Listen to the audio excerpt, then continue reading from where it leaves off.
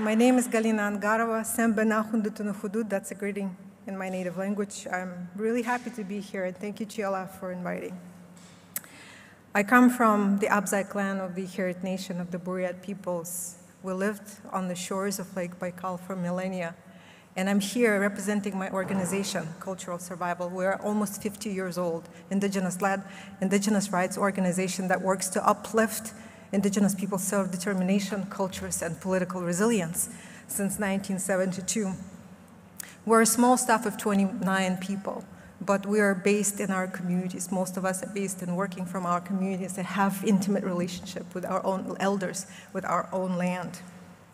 We're working through a rights-based approach, holistic rights-based approach through advocacy, capacity building, grant making, and communication on the nexus of themes of Indigenous climate change solutions, land and livelihoods, the leadership of Indigenous women.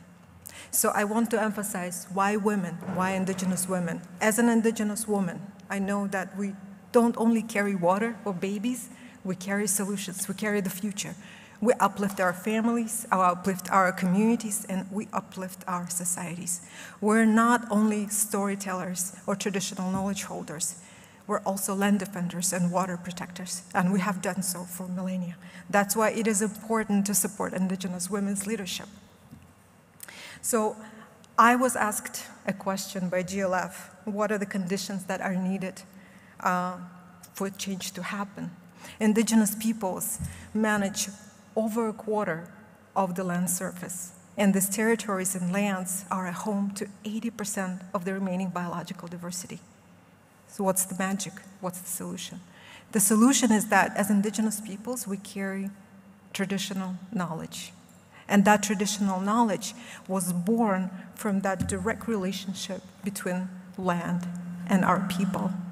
And that's the magic solution. It's the brilliance, it's the local brilliance of the people who live on the land that guides us to protect our land. When I'm home, when I arrive to my village, I feel the land right away. It speaks to me right away.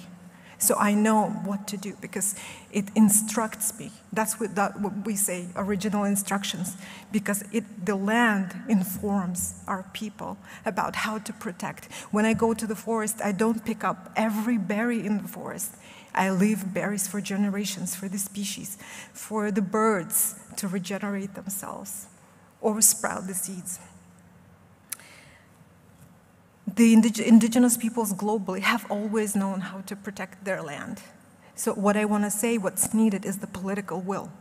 Let our people protect our forests. Let our people protect our lands. Let the governments, well, leave us alone. We know what we're doing, and we have done so for millennia. If we want to retain the 25% of the land surface and the 80% of the biological diversity, let the Indigenous people do that. So that's my message to the nation states. Over 100 Indigenous activists are right now fighting in the walls of the exhibition center to put references to Indigenous people's human rights and protections of Indigenous people rights in Article 6, and loss and damage, on financing.